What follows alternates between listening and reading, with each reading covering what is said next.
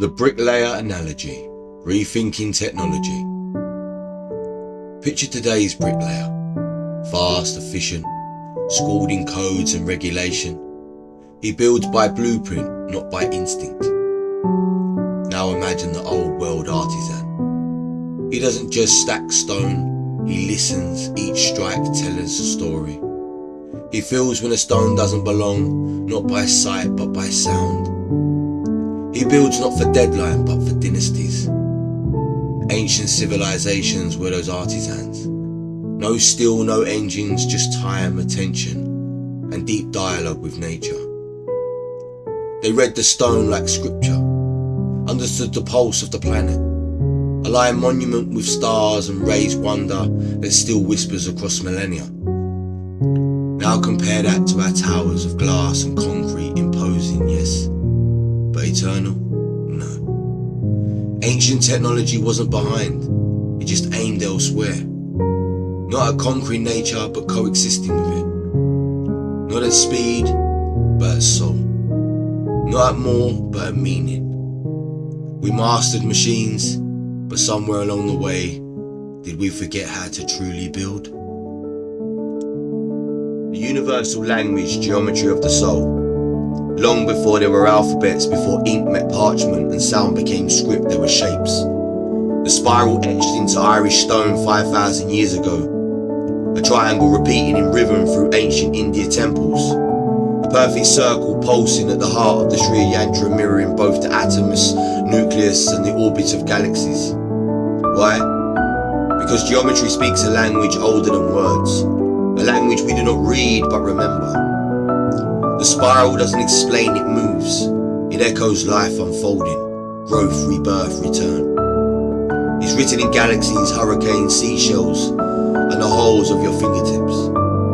Ancient civilizations did not use these forms as art alone. They were maps, codes, gateways between the seen and unseen.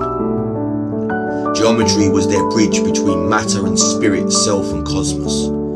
The flower of life hides within the building blocks of existence. Platonic solids, the sacred scaffold of reality. Buddhist mandalas chant in the inner universe, mirroring mind, memory and meditation. And today, modern physics rediscovers what ancient minds intuited. That form is not separate from force, that space has shape, that the universe is not chaos but cadence. Maybe those ancient shapes weren't mystical metaphors. Maybe they were equations of the eternal. Not just math, but mathematics with meaning. Not just symbol, but the soul's first language. Lost language, echoes of forgotten wisdom. Imagine carving a message into stone, not for a neighbour, not for a generation, but for time itself. A message so vital, so sacred, you believe the earth should carry it long after your voice is gone. And then, the world forgets how to read it. That is the mystery of the India script, of the Vinca symbols etched in the Neolithic clay, of the glyphs carved on the stone giants of Easter Island. Thousands of marks, patterns, symbols, an intelligence we can see but not yet understand. We call them undeciphered, but maybe it's not because they're broken, maybe it's because we are. We look for alphabets, grammar, structure, things familiar to us. But what if these weren't written like our language? What if they weren't meant to be spoken aloud? What if they were visual mantras, cosmic diagrams, language for the soul, not the tongue? What if these scripts were designed not to be read with eyes, but felt with the body? Remembered by the spirit, recognized in dreams. Perhaps they were never lost. Perhaps they're waiting for the right moment, for a consciousness to evolve enough to hear them again. These symbols may be more than forgotten alphabets. They could be messages encrypted in myth, codes that awaken something buried in our DNA, echoes of a time when language was just about communication, but about connection. To the cosmos, to nature, to each other, and to the deepest parts of who we truly are. Spiritual energy, where spirit and science converge.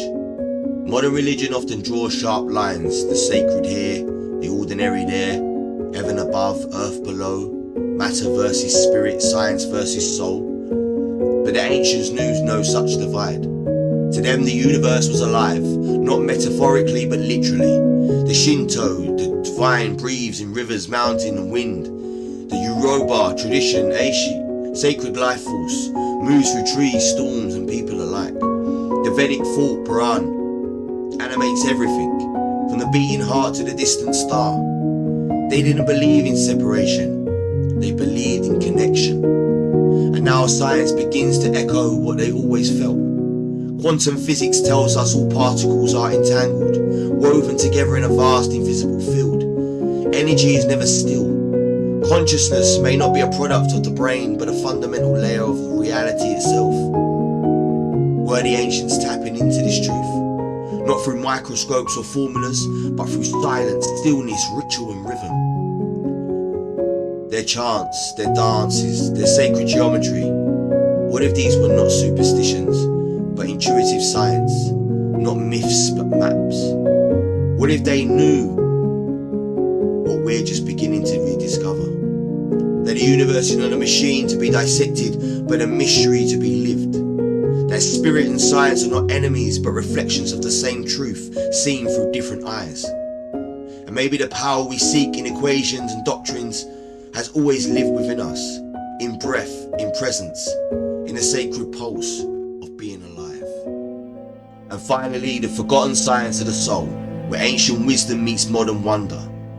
Before language had letters, before science had formula, before we named gods or discovered particles, there were symbols, shapes, rhythm and breath. Spirals carved into ancient stone in Ireland, triangles echoed through the South Indian temples, circles pulsing at the heart of the sacred yantras, lost script on clay and rock. Vinca, Indius, Easter Island still whispering to us across time. We call them undeciphered, but maybe they were never meant to be read. Maybe they were meant to be felt. Not alphabets but activation. Not superstition but soul-coded science. What if the ancients weren't primitive dreamers but intuitive physicists, cosmologists of the unseen? In Shinto, spirit lives in rivers. In Yoruba, Ashi animates wind, trees and thunder. In the Vedic, thought Purana, breath through all that exists. To them, the universe was not an object to control, it was a being to honor.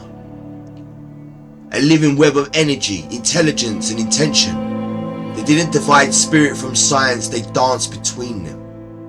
And now, quantum physics speaks of fields that connect all matter, energy that never dies, consciousness not as a byproduct of biology, but as the ground of reality itself. We are rediscovering what was lost, only forgotten. The rituals, the chants, the sacred geometries that weren't decorations, they were instructions, maps, blueprints of being. The ancient built temples aligned to stars, shaped sound into prayer, moved in rhythm with the earth's breath. Their knowledge wasn't less advanced, it was advanced in a different direction, towards meaning, towards harmony, towards wholeness. And here we are, standing at the edge of a new remembering. Not a return to the past, but a reawakening of something timeless. A fusion of head and heart, lab and altar, science and spirit. Because the universe doesn't speak in just one language, it speaks in all of them. Equations and symbols, charts and frequencies, light, breath, geometry and consciousness itself. And maybe, just maybe, the power we seek in the stars of scripture has been within us all along. Not to be worshipped, but to be embodied. We are the bridge between what was and what can be. The next verse in an ancient song, the living proof that sacred never died, it simply waited for us to remember. I want to thank you all for listening today. I hope it was inspiring. I hope you enjoyed it. Please give a thumbs up and subscribe, and I'll see you in the next one.